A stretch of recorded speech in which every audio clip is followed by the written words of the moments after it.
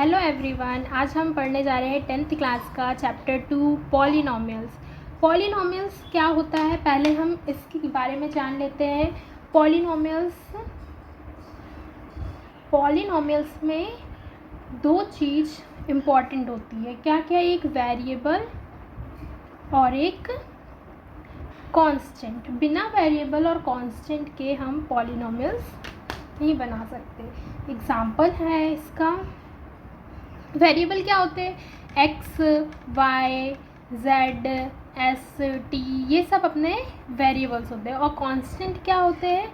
1, 2, √2, 1/2, ये सारे अपने कांस्टेंट नंबर्स होते हैं। वेरिएबल और कांस्टेंट से मिलकर पॉलिनोमियल्स बनता है।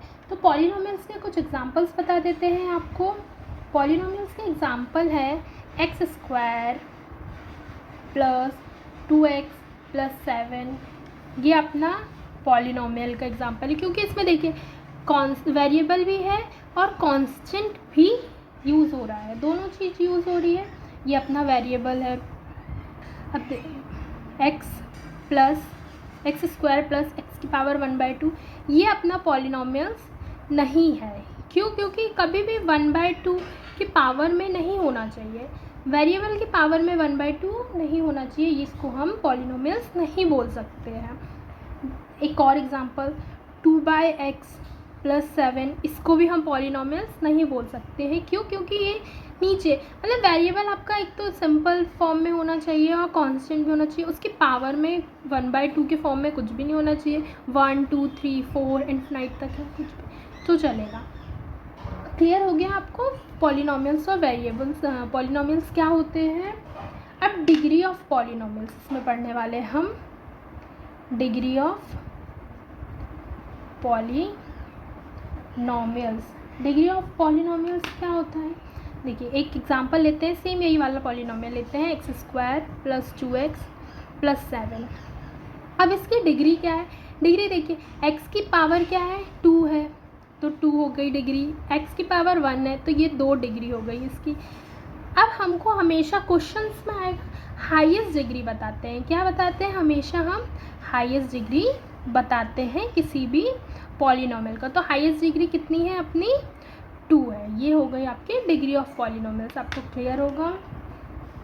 नेक्स्ट, लीनियर पॉलिनोमियल क्या होते हैं? पॉलिनोमियल्स के भी कुछ टाइप्स होते हैं। तो लीनियर पॉलिनोमियल्स क्या होते हैं? लीनियर पॉलिनोमियल्स ये होते हैं, एग्जांपल है आपके 2x - 3, √3x + 5, y + √2, ये सब अपने लीनियर पॉलिनोमियल। क्यों? देखिए वेरिएबल क्या है, सिर्फ एक ही वेरिएबल यूज़ हो रहा है। इसमें एक वेरिएबल यूज़ हुआ है, इसमें भी एक ही वेरिएबल यूज़ हुआ है, इसमें भी एक ही वेरिएबल यूज़ हुआ है, दो वेरिएबल यूज़ नहीं हुए हैं। अब सेकंड होता है क्वाड्रेटिक पॉलिनोमियल। क्वाड्रेटिक पॉलिनोमियल्स के एग्जांपल है 2x² + x + 1, √3x² + x, 4z² + 1/7। ये सारे अपने क्या है? क्वाड्रेटिक पॉलिनोमियल्स के एग्जांपल। देखिए इसकी पावर कितनी है? 2 दी है, इसकी भी पावर 2 है, इसकी भी पावर 2 है।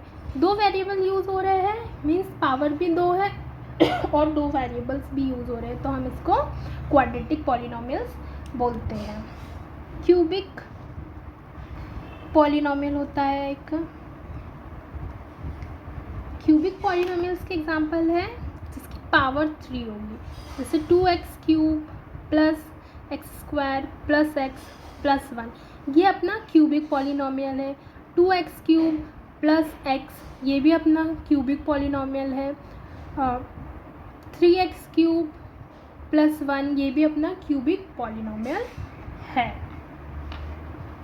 अब ज़ीरोस ऑफ पॉलिनोमियल क्या होता है, थोड़ा सा हम जानते हैं। अब ज़ीरोस ऑफ पॉलिनोमियल, ये आपने 9th क्लास में भी पढ़ा होगा, बट हम फिर से जान लेते हैं ज़ीरोस ऑफ पॉलिनोमियल क्या होता है।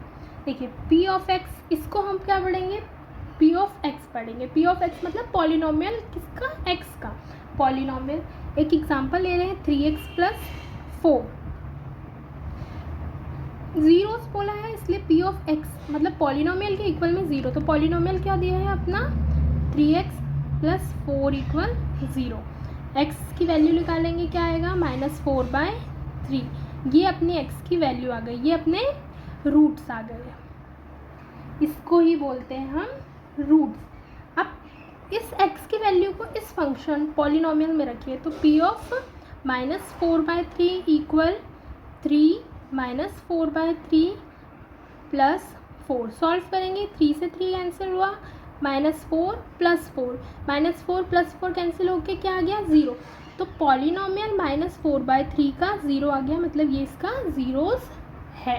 क्लियर हो गया होगा आपको यहाँ तक के। चलिए अब हम स्टार्ट करते हैं एक्सरसाइज 2.1। फर्स्ट क्वेश्चन क्या दिया है, the graphs of y = p of x are given in figure 2.10 below. For some polynomials p of x, find the number of zeros of p of x in each cases। ये question बहुत simple है, exercise तो 2 second में हो जाएगी। देखिए क्या बोला है, graph of y = p of x।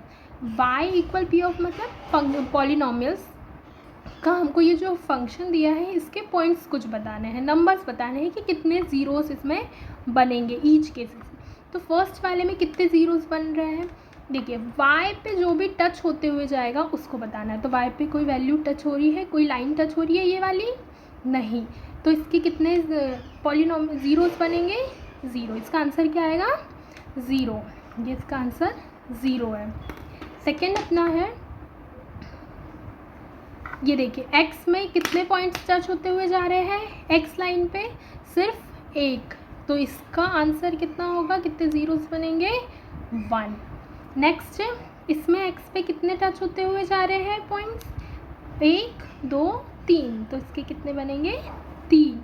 Next x पे कितने टच हो रहे हैं यहाँ पे 1 और 2, तो इसका आंसर होगा 2। नेक्स्ट इसमें कितने टच हो रहे हैं x पे 1 2 3 4, ये आंसर होगा 4।